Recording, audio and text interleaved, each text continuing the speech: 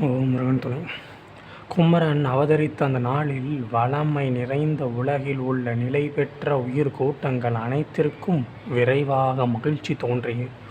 நல்ல சகுனங்கள் உண்டாயின.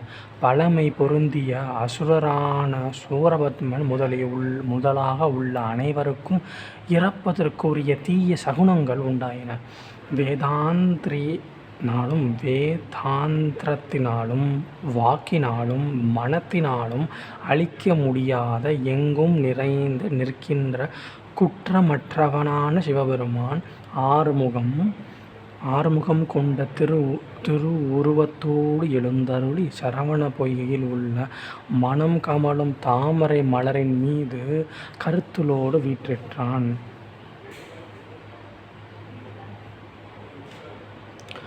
சரவண பொய்கையின் பக்கத்தில் பொருந்திய மரங்கள் சுற்றிலும் நட்டப்பட்ட தூண்களாக விளங்கின.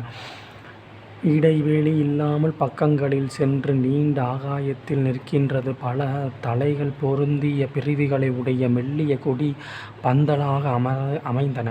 அம்மரங்களிலும் கொடிகளிலும் தொங்கும் பழங்கள், காய்கள், பூங்கொத்துகளும் பந்தலில் உள்ளிடத்தே அலங்காரமாக பெருகின. அப்பந்தலில் நடுவே சரவண பொய்கையின் அழகிய நிழலின் திருமுருகன் வீற்றிருந்தான். தலையிலே உள்ள பாரத்தை தாங்க முடியாமல் அசைகின்ற பாம்புகள் முற்றிய கால்களாக திகழ இந்த பூமியே பலகையாக தரையிலே வரிசையாக நிற்கும் மரத்திலே வானத்திலிருந்து கொங்குகின்ற பல கயிறுகளாக தெளிந்த நீரை உடைய பொய்கையில் உள்ள தாமரை மலர் படுகையால் சரவண பொய்கை என்னும் ஊஞ்சலிலே எழுந்தருளிய திருமுருகன் இத்தென்றலில் அசைந்து வீற்றிருந்தான். 8 நாகங்களும் ஆதிசேடனும் சுமக்கின்ற சிங்கங்களாக குளிர்ச்சி பொருந்திய நீரை உடைய அழகிய பொய்கை ஆசனமான நட்சத்திரங்களும் சிரகங்களும் மேலே பறந்துள்ள விதானமாக விளங்க கடலரசனான வருணன் காலை நேரத்தில் ஒளி பொருந்திய சூரியன் என்னும் கண்ணாடியை காட்ட உமாதேவியின் மகனான திருமுருகன் அப்பொய்கையில் வீற்றிருந்தான்.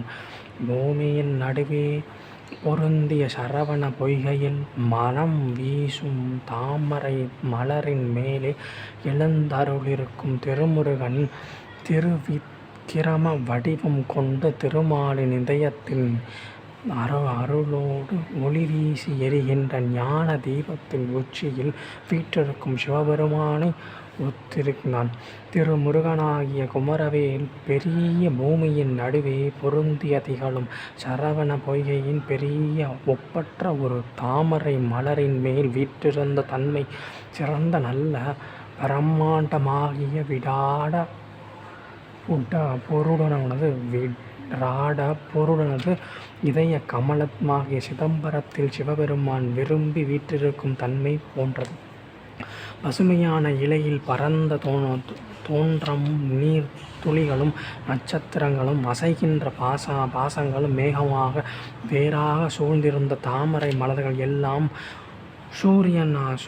சூரியர்களால் அவற்றின் நடுவே மலர்ந்துகின்ற தாமரை மலர் பொருந்திய சூரியனாகவும் விளங்கிய திருமுருகன் அத்தாமரை மலரில் சிவபெருமானைப் போல வீற்றிருந்தார்.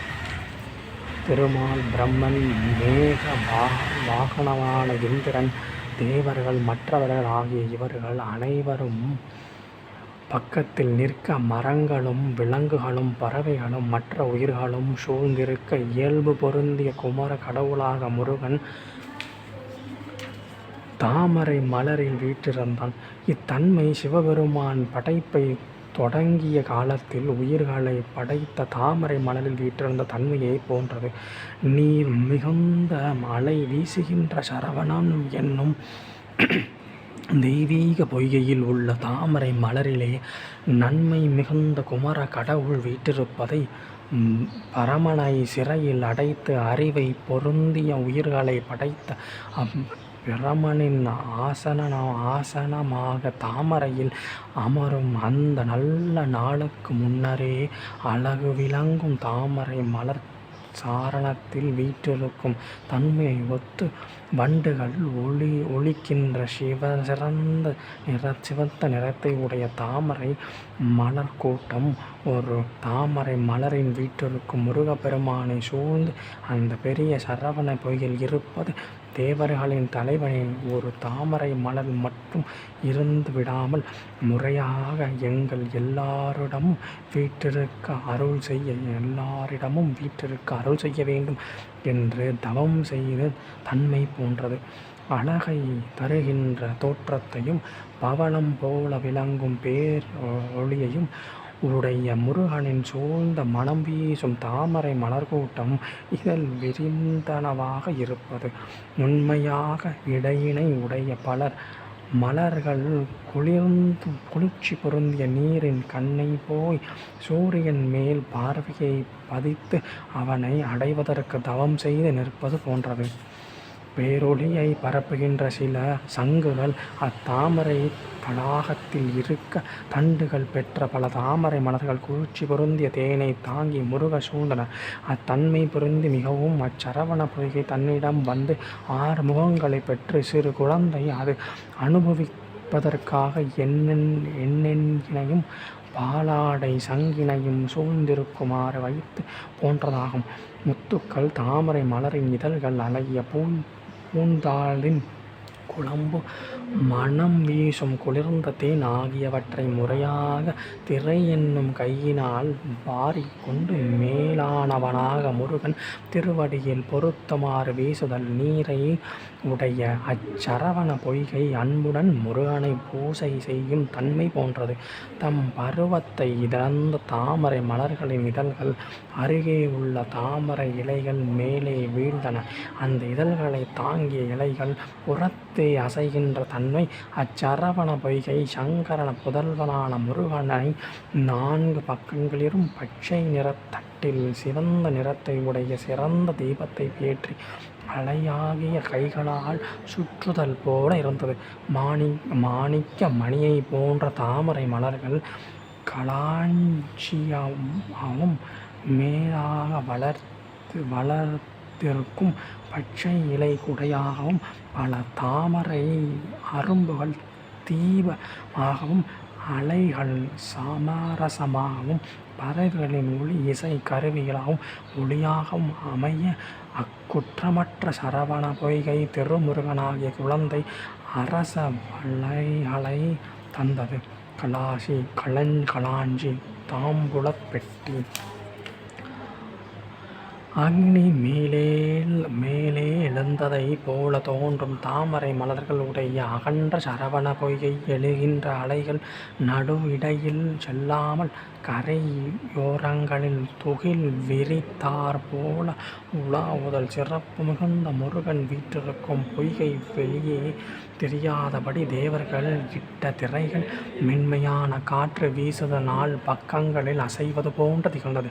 பெருமை பொருந்திய 1 கோடி அன்னங்கள் சிவபெருமானுடைய திருமகனாக முருகனை சூழ்ந்து சரவண பொய்கை மெல்லென ஒலித்து எம் தந்தையே அழகு பொருந்திய தாமரை மலரில் வீற்றிருக்கும் பிரமனது படைப்பை தொழிலை மேற்கொள்ளும் போது பிரமனது ஊர்தியான நான் உனக்கு வாகனமாவேன். அதனால் இப்பொழுது என்மேலே அமர்வாயாக என தனித்தனியாக வேண்டுகோள் புரிந்தனர். தனக்கு